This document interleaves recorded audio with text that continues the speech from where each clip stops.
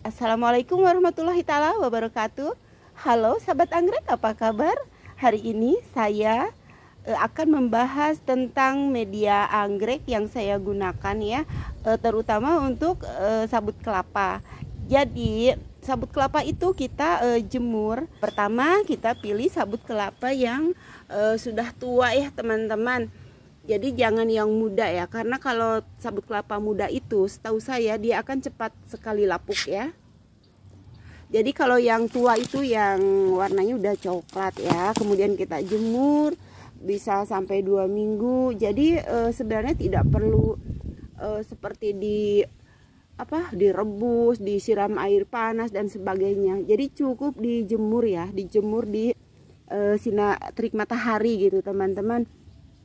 Sekitar ya 2 minggu, mau seminggu, sebulan lah. Pokoknya dia sampai warnanya coklat kehitaman begitu teman-teman ya. Juga perlu teman-teman ketahui kenapa sih saya pakai sabut gitu. Sebenarnya saya tidak fanatik dengan media ya teman-teman. Kenapa saya pakai sabut kelapa? Alasannya ya karena sudah pernah saya jelaskan di di video sebelumnya. Jadi karena di tempat saya sabut kelapa itu sangatlah mudah diperoleh. Jadi terdapat banyak. Dan juga kita tidak harus membelinya. Jadi saya nggak beli gitu, gratis aja. Makanya saya menggunakan sabut kelapa. Jadi memanfaatkan yang ada. Begitu teman-teman. Jadi saya bukan fanatik. Karena si anggrek itu juga tidak fanatik. Dia bisa tumbuh di mana saja gitu. Di tempat-tempat yang agak-agak lembab. Mungkin yang agak keras empuk gitu ya teman-teman. Jadi si anggrek itu bisa tumbuh seperti di bebatuan. Tentunya bebatuan, bukan bebatuan yang kering ya teman-teman, yang ada tumbuh lumut yang saya bilang tadi ya, keras empuk gitu.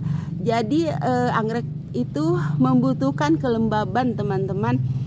Dia bisa menempel di tempat yang keras gitu, yang tapi bisa lembab seperti di pohon paki seperti ini. Tapi saya untuk penanaman saya sendiri di rumah saya tetap menggunakan sabut. Untuk sabut itu sebenarnya fungsinya sama dengan seperti moss, sedikit moss gitu. Hanya untuk maksud saya menahan kelembaban ya, menahan air supaya si anggrek itu bisa gemuk gitu teman-teman. Jadi teman-teman, saya menempel anggrek di mana saja itu saya tetap menggunakan sabut. Dan fungsinya itu sama dengan moss gitu. Cuman karena kalau moss saya harus membeli, jadi ya saya nggak mau pakai moss. Saya pakai sabut aja yang tidak harus dibeli gitu teman-teman. Kenapa sih harus pakai sabut atau moss? Itu hanya untuk menjaga kelembaban ya teman-teman, supaya dia betah gitu. Anggrek itu akan sangat betah dengan kelembaban. Jadi teman-teman, anggrek itu bisa menempel di mana saja aslinya gitu ya.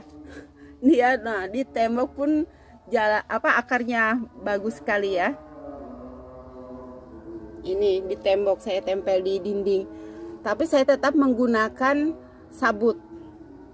Kenapa? Ya hanya untuk menjaga kelembaban, karena saya ingin si anggrek saya itu gemuk ya. Tidak kekeringan ya teman-teman, dan cepat beranak. Satu lagi teman-teman, ini saya menanam di batako ya. Karena di belakang rumah ada batako sisa ya, daripada diam-diam berantakan gitu. Jadi saya tanamin anggrek aja.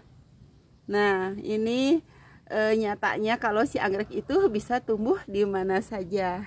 Dan tidak lupa penggunaan sabut untuk menjaga kelembaban. Jadi jangan bosan-bosan ya kalau saya banyak kata lembab, karena memang aslinya anggrek itu butuh kelembaban. Saya tuh sebenarnya sangat irit atau pelit atau nggak punya duit ya. Kok nggak pernah lihat pakai pot yang mewah, yang bagus, yang mahal gitu. Paling model pot plastik. Ya begitulah. Mungkin lain waktu ya saya mau beli pot yang bagus. Sekarang yang ada aja dulu. Yang penting anggreknya bisa hidup, subur dan gemuk. Oke? Baiklah sahabat anggrek, kita kembali ke cara saya memproses sabut kelapa. setelah saya jemur beberapa waktu sampai dia benar-benar kering ya, kering coklat kehitaman, kemudian saya akan merendamnya. Saya rendam 1-2 hari ya.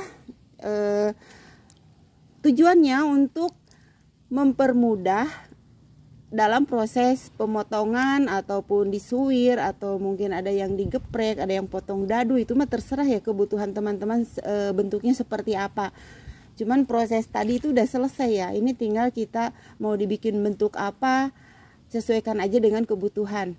Tujuannya direndam itu untuk mempermudah proses itu tadi ya. Karena kalau dalam keadaan keras, boleh deh teman-teman coba. Dia dipotong pakai pisau tajam pun agak sulit gitu. Jadi harus mengeluarkan tenaga ekstra.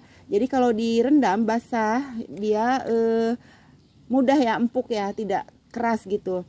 Dan juga ada manfaatnya juga dengan direndam ini. Jadi si zat racun yang masih tersisa ya, karena dengan dijemur kan zat racun itu hilang ya. Nah kalau masih ada yang tersisa, maka direndam ini dia juga bisa larut ya di air. Jadi benar-benar bersih dan siap digunakan. Oke sahabat anggrek, kiranya cukup mudah-mudahan bisa dipahami ya. Sekian dulu. Semoga teman-teman semua selalu dalam keadaan sehat dan bahagia. Assalamualaikum warahmatullahi wabarakatuh.